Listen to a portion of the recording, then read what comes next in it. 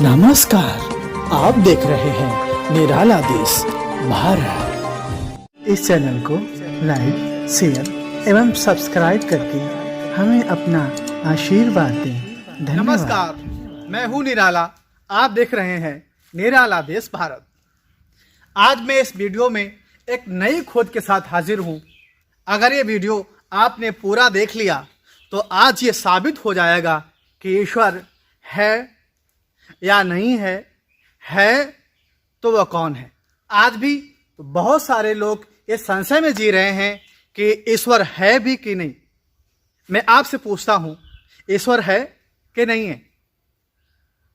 आप मंदिर में जाते हो, 1 घंटा पूजा करते हो, उसके बाद आप मंदिर से वापस आ जाते हो। मैं पूछता हूं, अगर ईश्वर मंदिर में है तो आप ईश्वर को छोड़ के क्यों वापस आते हो?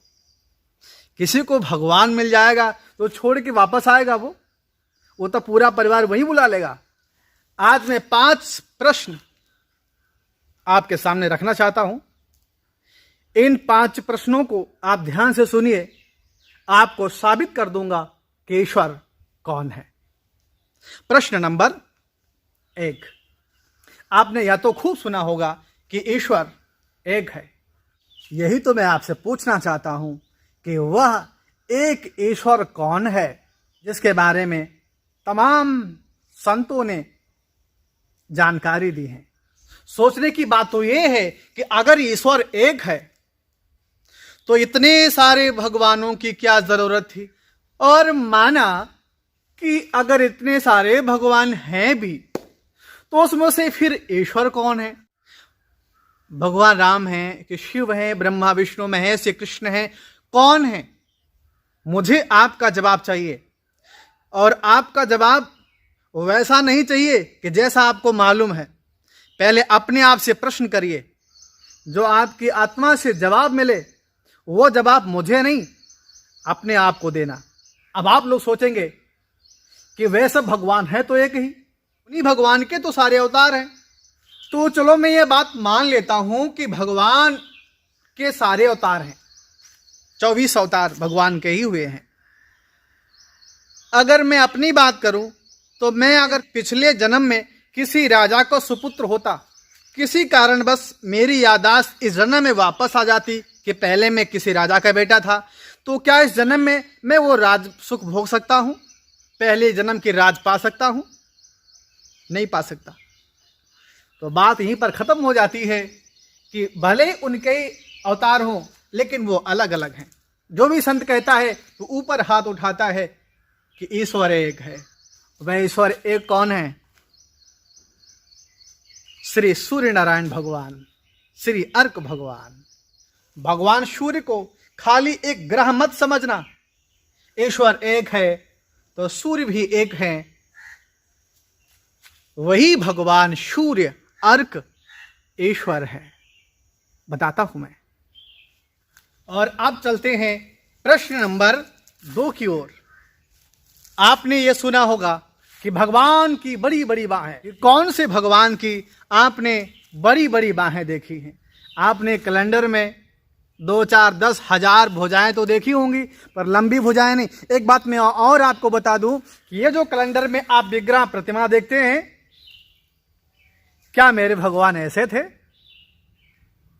किसने देखा भगवान को?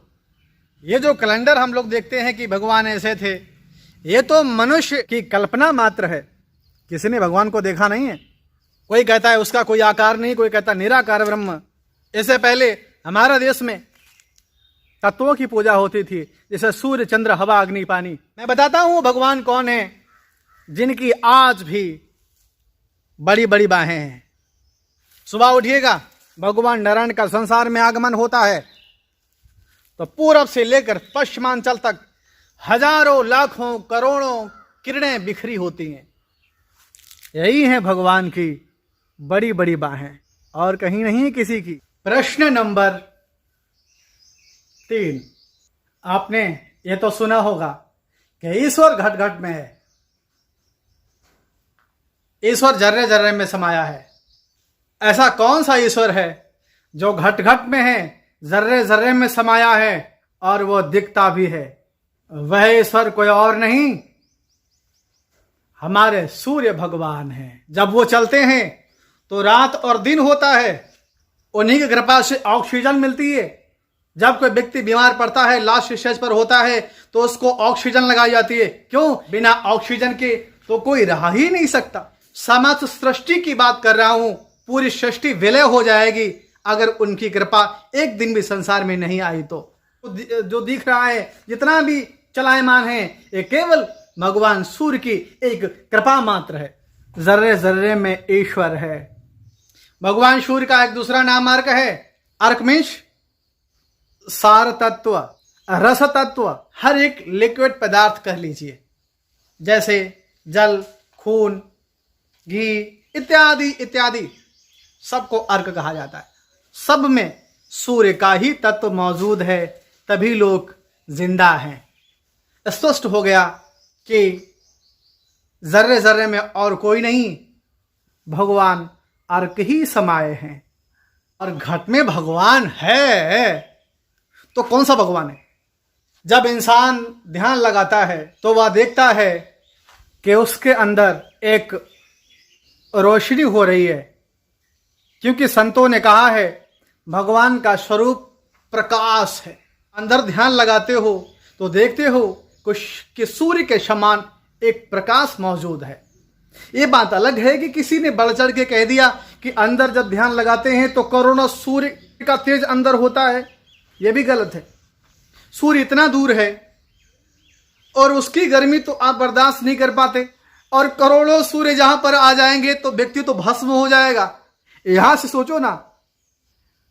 तो हां, सूर्य का कुछ अंश आपके अंदर हमेशा मौजूद रहता है। वो ध्यानस्थ व्यक्ति होता है तब भी अंदर सूर्य भगवान दिखते हैं, और कोई नहीं है, भगवान सूर्य ही हैं। अब आता है प्रश्न नंबर 4। बड़े बड़े विद्वान ये कहते हैं कि 2.5 अक्षर प्रेम का पढ़े सो पंडित होए। इस पर देखा, विचार किया, सोचा कि स्वयं प्रेम शब्द में भी 2.5 अक्षर नहीं है, उसमें भी प, रा, ए, म 3 अक्षर हैं। मैंने कई भगवानों के नाम सामने रखे, लेकिन उन भगवानों में किसी भगवान का नाम मुझे 2.5 अक्षर का नहीं मिला। लोग कहते हैं रामकृष्ण है, तो ये भी लोगों ने कहा कि 2 अक्षर आधार जगत में, ये अक्षर अनमोल। भगवान का नाम 2 अक्षर में आंक लिया, तो फैसला करना मुश्किल है कि इन भगवानों में किसी का भी नाम 2.5 अक्षर का हो। था कुछ और, बताया कुछ और गया। वह नाम है भगवान अर्क का। आधारा का वह शब्द अर्क है। जर्रे जर्रे में समाया भी है, सृष्टि का सर्जन भी वही करता है। बताता हूं मैं अगले प्रश्न में। अगर हम वेदों की माने तो आदि शक्ति मां ने तीनों देवताओं को जन्म दिया। जन्म सबका होता है। विष्णु जी के नाभि से कमल, कमल के ऊपर ब्रह्मा जी ने देखा कि मैं कहां से आया हूं, तो डंडी पकड़े पकड़े वही दोनों सोच रहे हैं कि एक दूसरे को कोई पहले प्रणाम करे, पता नहीं बड़ा कौन है। यह फैसला मां के पास में गया। मां ने कहा तीनों में आएगा जो अपने पिता का पता बताएगा वो सबसे बड़ा होगा। ब्रह्मा जी बड़ी ऊपर गए, लेकिन आपको मालूम है कि सूर्य के पास कोई जा ही नहीं सकता। जो भी जाएगा भस्म हो जाएगा, इतना तेज है उनका। लेकिन सूर्य कई हुए हैं, मैं इनकी बात कर रहा हूं, तो प्रत्यक्ष ईश्वर हैं। तो मैं आपको बता दूं कि सूर्य का इतिहास देवताओं से भी पहले का है। इस संसार में जल ही जल था, अंधकार था। सबसे पहले प्रकाश आया। किसी ने विचार लगाया कि प्रकाश क्यों आया, कैसे आया, कहां से आया? संसार में जब सूर्य भगवान आए तो उन्हीं का प्रकाश आया। आज भी जब संसार में भगवान सूर्य आते हैं तो ही प्रकाश होता है। भगवान सूर्य को संसार में आए हुए 1,98,58,05,120 वर्ष हो चुके हैं। जल आया तो भी अर्क ही तो पहले आए। भगवान विष्णु के अंदर अर्क, अर्क किसको कहते हैं? अर्क खून को कहते हैं। हर क्षार तत्व को अर्क कहा जाता है। तो जो भगवान विष्णु को जिला रहा था, चला रहा था, वह भी तो अर्क था। विष्णु जी की नाभि से कमल, अरे भाई कमल के डंटली में भी तो रस ही होता है कि कुछ और होता है? वहां भी तो अर्क ही होता है। ब्रह्मा जी के अंदर अर्क मौजूद था, जिससे वेद लिखे गए। उस शाही में भी अर्क था। जितनी पहले सृष्टि थी सब में अर्क समाया हुआ था। और आज भी बिना अर्क के ना तो कोई जन्म लेता है, ना कोई जी सकता है, ना कोई चल सकता है। सृष्टि की बात करता हूं।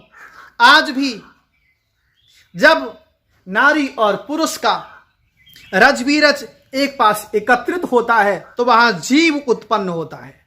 जो रज-बीरज है वह भी तो अर्क ही है। संपूर्ण ब्रह्मांड में अर्क समाया है। आपने देखा होगा, पुराना पेड़ हो जाता है तो अंदर से काला होने लगता है, अंदर से जलने लगता है, रस की कमी होने लगती है, रस जल जाता है तो पेड़। यही हाल इंसान के शरीर का है, जीव के शरीर का है। अर्क खत्म होने लगता है, नसें सूखने लगती हैं, इंसान इत्यादि और भी ऐसी बहुत सी बातें हैं जो यह साबित करती हैं कि संसार में इनसे बड़ा कोई ईश्वर नहीं है। संसार में जो कुछ दिखाई पड़ता है वह केवल मात्र भगवान सूर्य की कृपा है। किसी को छोटा तथा बड़ा साबित करने का मेरा ध्येय नहीं है। मेरी एक खोज थी। बहुत सारे लोग इस संशय में जीते हैं कि भगवान है कि नहीं है, और है तो कौन है, कहाँ है। आज की वीडियो में बस इतना ही। अच्छी लगे तो लाइक एवं शेयर करना और कमेंट करके मुझे बताना। और मेरे चैनल को जिस किसी ने भी अभी सब्सक्राइब नहीं किया हो उनसे निवेदन है कि मेरा चैनल कृपया सब्सक्राइब कर लें। मैंने अभी नया चैनल बनाया है, मैं आपसे जुड़ा रहूं, यही कामना करता हूं।